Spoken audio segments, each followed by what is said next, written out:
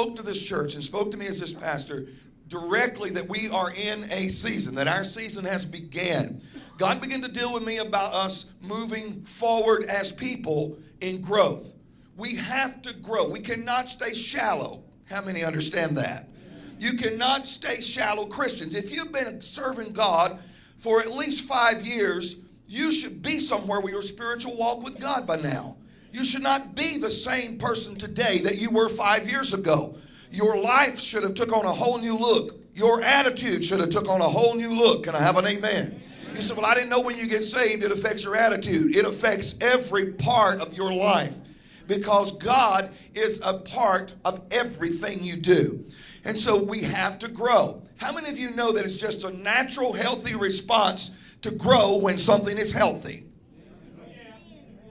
How many know if you've got plants and they're healthy, as long as it's just watered and done the right thing, it's going to grow. You don't have to stand there and coach it. You don't have to stand there and beg it. You don't have to stand there and say, will you please grow? If it's healthy, fertile soil that it's put into, if it's a healthy plant and the right things are done, the right principles are followed, such as sunshine and rain and the watering process and the fertilizer, the natural things, as long as they're done, guess what? That plant's going to grow. But if you don't take care of that plant, if you do not do what's required, if it says that it's supposed to be planted in a place where it gets a lot of shade and you take it and put it in a desert, it's going to die. So you have to follow principles. How many's followed me so far? How many of you want to grow past where you are right now? I'm not talking about your waist size. I'm talking about your spiritual life. Amen? How many of you want to grow? Yeah, I didn't get a lot of response on that. And I don't think you're hearing me. I said, how many want to grow past where you are right now in your walk with God? Let me ask it this way. How many of you want to be a better husband or wife than what you have been? How many of you want to be a better parent than what you have been? How many of you want to handle your money better than what you have been? How many of you want to do more business in a godly manner than you have been? And how many of you want to see things in your life happen that's been promised to you or that you've had in your spirit for a long time, but it hasn't come to pass because you're simply too immature to handle it? How many is ready to grow up? Look at your neighbor and say, there comes some good things with growing. You start getting privileges that you don't have any other way when you grow. Can I have an amen? How many of you know that a 5-year-old and an 18-year-old don't get the same privileges? Amen? And how many know that an 18-year-old and a 30-year-old don't get the same privileges?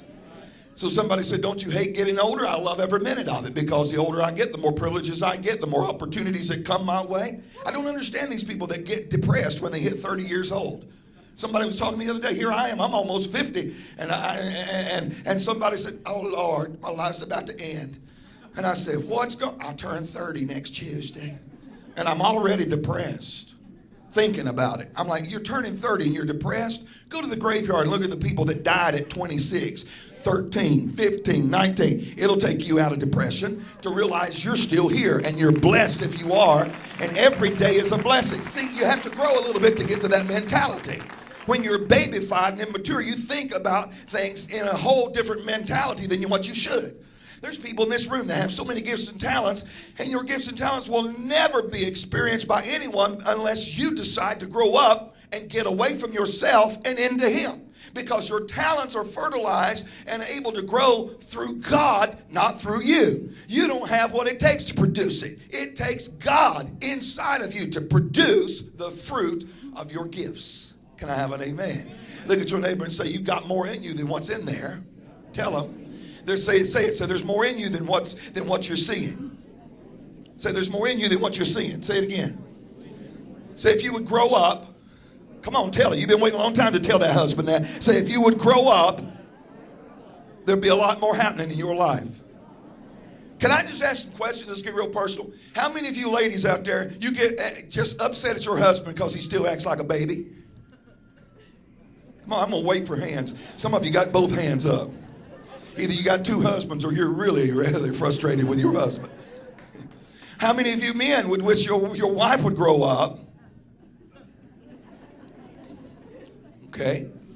How many of you parents wish your 25-year-old would grow up Everybody wants everybody to grow, but isn't it amazing we don't take an analysis of our own life? We're just looking at everybody else and saying, I wish they would grow up. I wish they would grow up. I wish they would mature. I wish they would do better. I wish they would learn something. Isn't it a fact that we always find it easier to find everybody else's problems rather than our own? That's a sign of immaturity. So I want you to grow. So here's what I want you to know. Are you willing to grow? How many in this room is willing to grow? You said a moment ago you wanted to grow. You said you wanted to do better. You said you wanted to be a better husband or wife. You want to be a better parent. You want to be better administrator over the gifts and talents God's placed in your life. But until you're willing to grow up, it's not going to happen. And then here's what I want you to understand. How many's ever been to Carowinds? Or what is some, Six Flags over Georgia? You've been to some amusement park. And how many's ever wanted to ride a ride, but then when you got to a certain place, they said to ride this ride, you have to be this tall? How many's ever done that?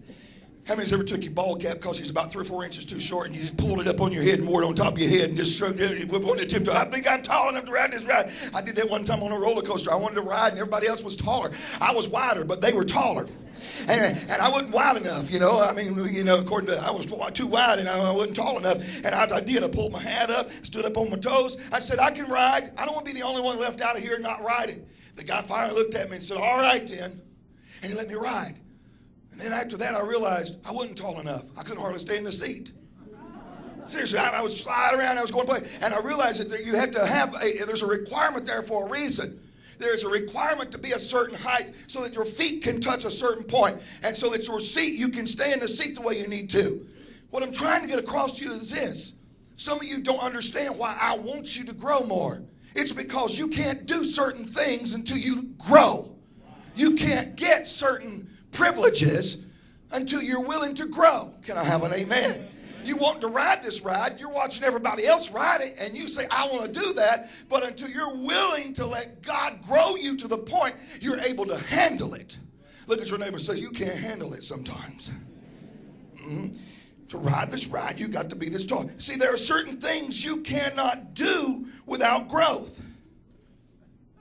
There are just certain things you cannot do without growth. I've had people to come in and say, I want this ministry. And I watch their lives. I'm a people watcher. I don't give out responsibility according to talent. I give out responsibility according to growth, according to maturity. The Bible teaches me that I have to be a good steward over this ministry. And when I watch people and they don't grow and they don't move forward, but yet they want to do things, and I tell them you can do them, but you got to be this tall to ride this ride. And then they get upset with me and say, you can't discriminate. You can't tell me I got to be this tall. I'm saying I can, because you see, it's my ride. Actually, it's God's ride. He just put me there running the thing and said, make sure everybody that gets on here, they have to be this certain height or they have to be at this certain growth level, because if they're not, they're going to get hurt. You can't handle some things because right now you're too immature, and your feelings, you're going to get out of control with anger, and the next thing you know, you're going to hurt somebody with words or with actions. But if we just give you a little more time to get your act together and to grow a little bit, to mature. Listen, years ago, I had such a temper that I would fly off the handle at the smallest thing. I know some of y'all can't imagine that in me. I'm so easygoing, but I had one of those. I busted out windows. I put my fist through the wall. I did stupid stuff. How many know sometimes when you do that, it feels pretty good when you do it? Come on, I want to see anybody out there that's like me. You been there? It feels good when you can take your hand and run it through the wall. Put the fear of God in somebody. You know? Feels good when you bust that window out. Felt good the first time I ever kicked the door in. And it actually worked. I did. I kicked that door in. Man, that thing went bam! Busted out. And I'm like, man, that felt good. For about 10 minutes, I sat on the edge of that bed, and I'm like, you see what I did? And then it hit me.